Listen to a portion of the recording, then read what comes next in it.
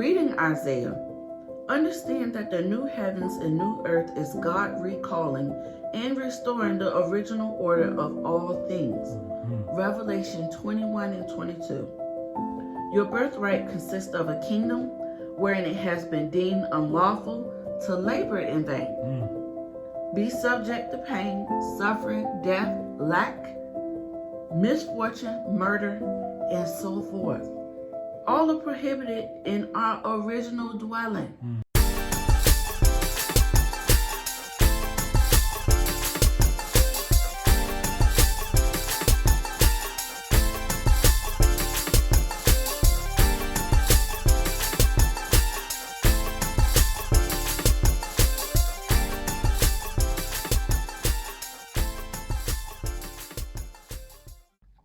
All right, so we are back from the brief break, and we are jumping into week 4, where we're talking about our birthright. Birthright.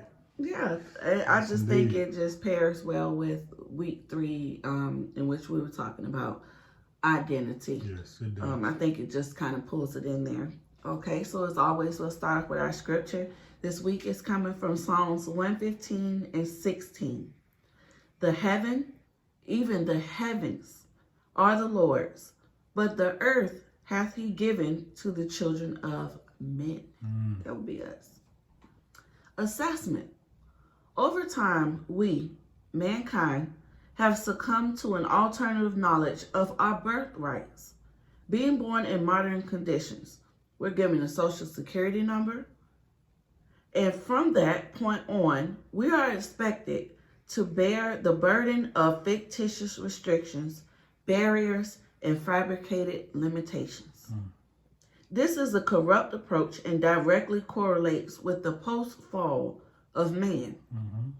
It's been decided for the majority as to how high we can go, where we should go, where we shouldn't go. This in itself is a problem. Have you ever felt like you wanted to be more? Wanted to do more in life, perhaps even have more, not with a greedy mindset, but with an abundant mindset. Do you have any doubts about what you truly possess because of where you were born or raised physically?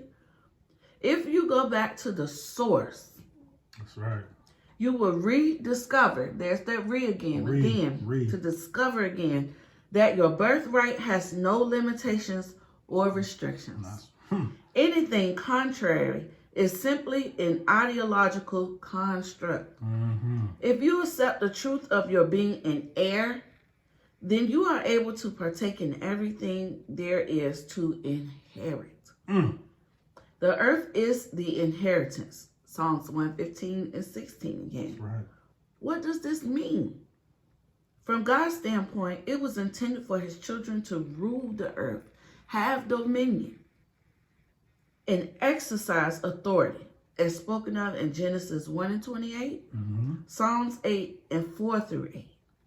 This, however, was without the application of a corrupt wisdom. That's right.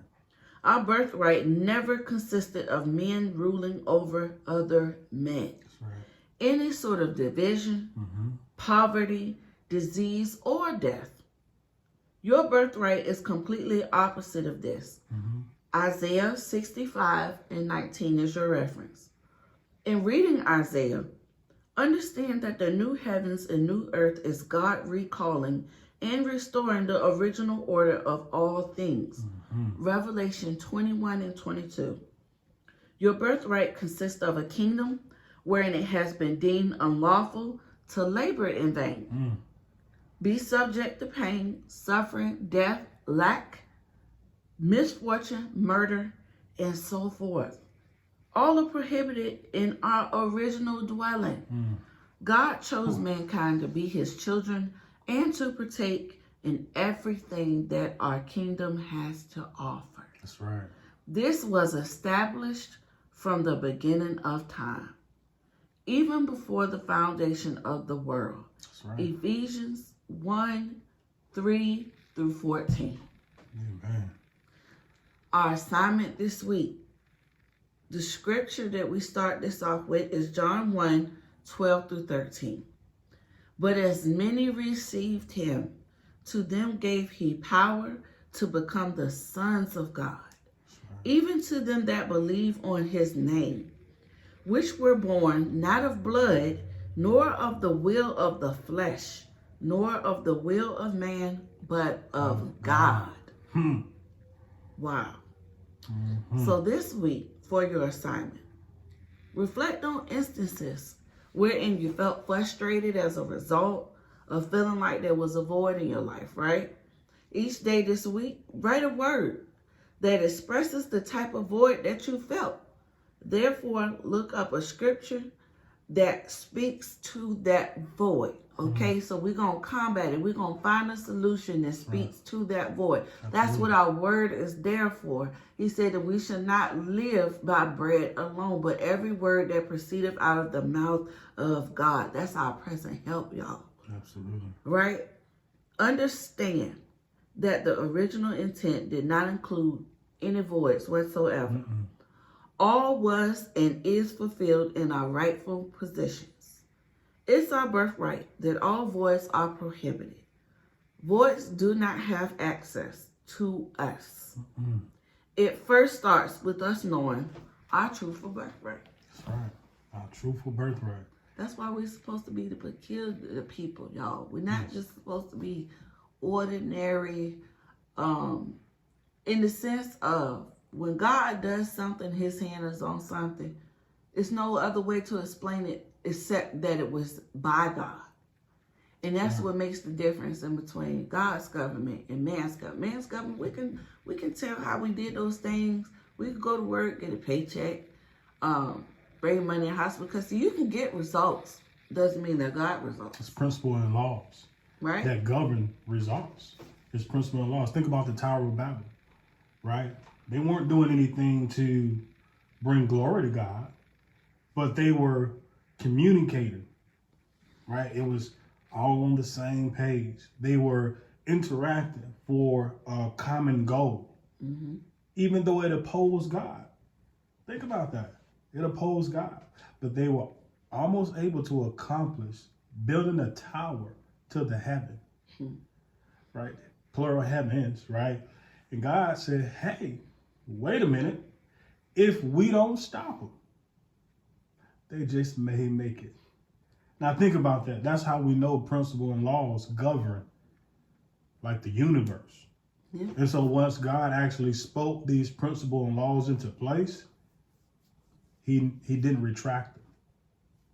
So that's why the adversary can actually utilize these same principle and laws to accomplish things that actually contradict God, the way God would do something, because the principle and laws are set forth. Now we have to decide if we're going to grab hold to those principle and laws and do it God's way. Right? Absolutely. Some people may say, God's kingdom is upside down. Actually, I say God's kingdom is the foundation to all, if you look at it in the right way. Yes. The right way, right? And then everything else, it tries to, everything that opposes God's kingdom is in a very subtle way. So sometimes it's not even like that evident. But if you actually consult God, he'll give you direction as to if it's truthfully God or if it's truthfully, no, that's not me. That's not me. That's why people even believe in witchcraft and things of that sort, but then they don't believe in God that can come against that witchcraft. Yeah. Right? It's two systems opposing one another, and we have to get on the right side that actually sides with God, our Heavenly Father. Right? We're family, we're heirs, King of Kings, Lord of Lords. That's who we are. That's the birthright. And so our Father owns everything. Owns everything. So what does that mean for us? If our Father owns everything, our birthright is to partake in what? Everything. Everything. That's right. That's not corrupt. Does that make sense? So that's why I love it. I love to know this, not just believe it, I know this. Conversations with God confirms this. With the word, it confirms this. With scripture, throughout life experiences, it confirms this. Right? So let's walk in what God has set before us, and let's partake in our actual birthright. What the adversary wants to come against us with and put on a fabricated or mask the truth of the matter, try to hide it, try to actually steal, kill and destroy, because the adversary knows our truthful birthright. Right? So that's why the adversary opposes it so much, because if you only knew, if you only knew your truthful birthright, you would get on the right side. And you would say, I'm going to side with my Heavenly Father. I'm not going to side with the Father that goes against my Heavenly Father, because there's another Father too that people don't want to acknowledge. Yeah. And sometimes you got to call a circle and a square. Not sometimes. With God, not outside of God, but your father is the devil. And your birthright, you don't have a birthright, but you're partaking in my birthright because your father has a tendency to steal. Oh, okay. You understand? That's how deep this thing is. It's not deep, but a lot of people don't. It's so religious that you can't even come out of the mindset of corruption, because you believe that that's even God in that corrupted mindset. But God said, I'm far away from that. Many will say, Lord, Lord, didn't we cast out demons in your name? Didn't we? I never knew you. You didn't actually look like me. You did it outside of me. You were performing. Right? And God says, no, I want you to actually embrace your birthright, which is, first of all, having a truthful relationship with me to the point where it's authentic. It's not fabricated. It's nothing made up. It's not something that man has passed on to man as tradition, and you feel like, oh, that's a relationship. No, it's an authentic relationship. I want to get to know God better because I want to be yielded. I want to be on the right side when all is said and done. So that's what we have to stand on. That's what we have to pass forward to our brothers and sisters. And some people don't even know they're our brothers and sisters yet. Like Jesus said, some of my sheep, right, they're not a part of the fold right now, but I have to do this so they can understand that they're supposed to be a part of the fold, a part of my family. Get what I'm saying? That's our birthright, y'all. Don't let the enemy continue to strip us of our birthright through a counterfeit system. Yeah. And that's what's happening. A counterfeit system has been produced out of iniquity. And if you continue to turn the eye, a blind eye, or you continue to ignore it, it's going to continue to go throughout the world rampant and destroy lives and kill off our people, etc., etc. Jesus said, I conferred unto you a kingdom just like my Father has conferred unto me. I've conferred unto you that authority, that dominion. Take it back and understand what it means to walk in that dominion and authority. So we have to get back in our rightful positions and partake in the birthright that God intended, our Heavenly Father intended for us to take part in. Right?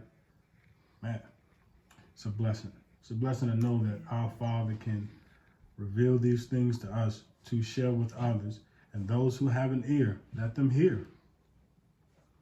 I'll be very clear on that. Those who have an ear, let them hear. Because God's word will not return to him void. All right? That's good. All right. So we're out. Unless my wife has something to add. No. We're out. And we will always say, right, continue to walk in the blessings. recognize the blessings, and acknowledge the author of the blessings. All right. Love you all.